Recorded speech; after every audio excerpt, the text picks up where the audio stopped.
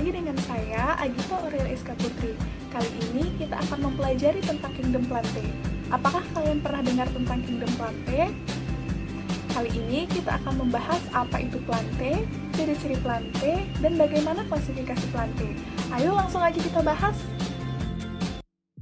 Kingdom Plantae adalah kingdom bagi tumbuh-tumbuhan. Kingdom Plantae punya banyak peran penting bagi kehidupan, misalnya menyediakan oksigen di bumi, melindungi permukaan tanah dari curah hujan, bahkan menjadi sumber makanan yang dibutuhkan oleh makhluk hidup lainnya. Untuk tahu lebih banyak tentang Kingdom Plantae, ayo kita juga pelajari ciri-cirinya. Ciri-ciri Plantae. 1. Plantae merupakan organisme multiseluler atau mempunyai banyak sel. 2. Plantae merupakan organisme autotrof, bisa membuat makanannya sendiri. 3. Plantae merupakan organisme eukariot, yaitu setiap sel dalam tumbuhan Plantae memiliki membran inti sel. 4. Terdapat dinding sel yang terbuat dari selulosa. 5. Plantae hidup di daratan yang lembab atau perairan. 6. Plantae dapat menyimpan cadangan makanan dalam bentuk amilum atau pati. 7. Plantae memperoleh makanan dengan cara fotosintesis yang dibantu dengan cahaya matahari. 8. Plantae bereproduksi secara seksual dengan putik dan benang sari ataupun secara aseksual dengan cara cangkok, tunas, cepek, dan lainnya. 9. Plantae memiliki akar yang berguna untuk menyerap air dan memperkokoh tumbuhan. 10. Plantae memiliki daun untuk mengumpulkan sinar matahari yang digunakan untuk menghasilkan glukosa. 11.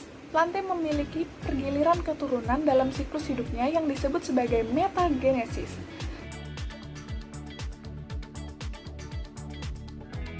Selanjutnya kita akan mempelajari tentang klasifikasi dari Kingdom Plantae.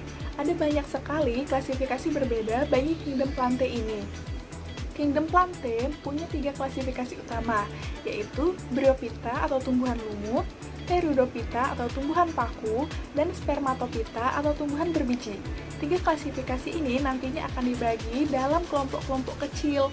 Yuk kita simak pembahasannya. Yang pertama yang akan kita bahas yaitu Bryophyta atau tumbuhan lumut. Bryophyta sering disebut sebagai lumut.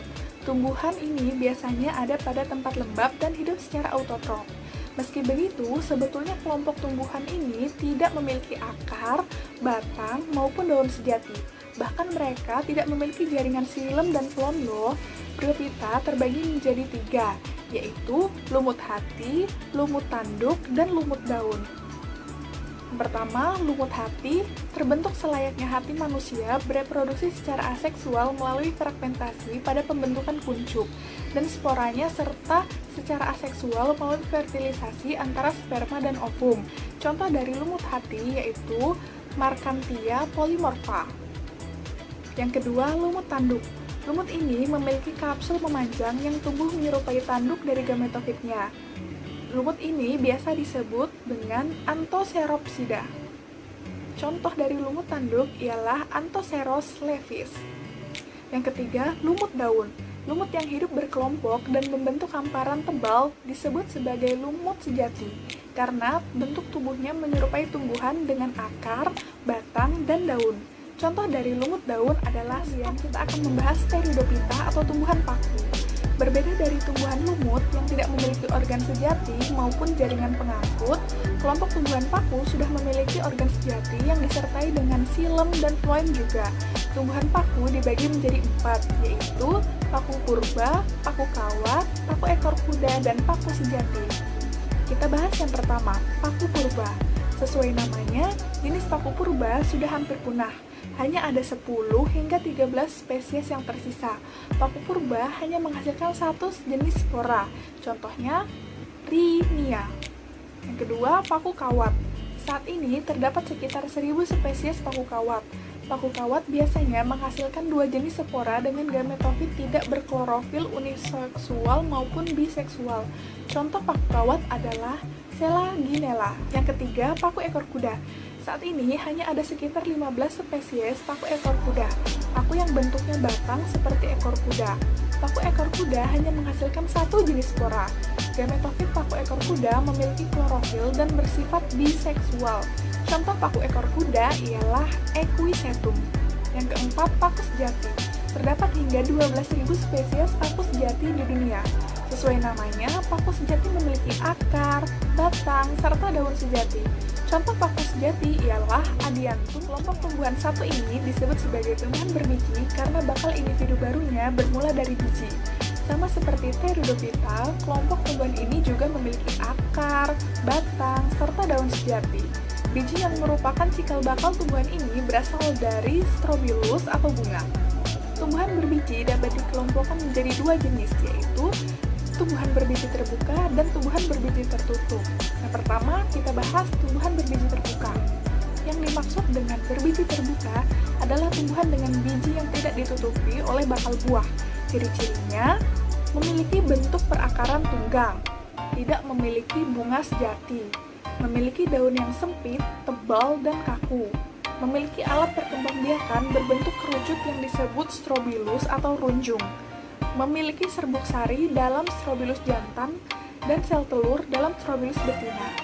Tumbuhan berbiji terbuka dibagi lagi ke dalam 4 kelas, yaitu Kikadine, contohnya Kikas rumpi atau pohon pakis haji, Ginkgogine dengan hanya satu spesies yaitu Ginkgo biloba, Coniferine atau Coniferales, contohnya Agathis alba atau pohon damar, Gnetine, contohnya Gnetum gnemon atau pohon melinjo. Selanjutnya, tumbuhan berbiji tertutup. Berbeda dari tumbuhan berbiji terbuka dengan biji yang tidak ditutupi bakal buah, tumbuhan biji tertutup memiliki biji yang terdapat dalam bakal buah. Ciri-cirinya memiliki bunga sejati dan memiliki daun berbentuk pipih dan lebar dengan tulang daun menjari, melengkung, menyirip, atau sejajar. Tumbuhan berbiji tertutup ini sangat banyak kita temui. Tumbuhan berbiji tertutup dibagi lagi ke dalam 2 kelas, yaitu dikotil dan monokotil. Untuk dikotil, contohnya adalah tanaman singkong, petai, tomat, jeruk bali, kapas, jambu air, dan bunga matahari, serta yang lainnya. Untuk tumbuhan monokotil, contohnya padi, kelapa, jahe, nanas, dan anggrek bulan, serta yang lainnya. Nah, berakhir di sini dulu ya pembahasan kita kali ini. Jika kamu masih punya banyak pertanyaan seputar Kingdom Plantae, mari kita bahas di forum diskusi. Sampai jumpa. Selamat belajar.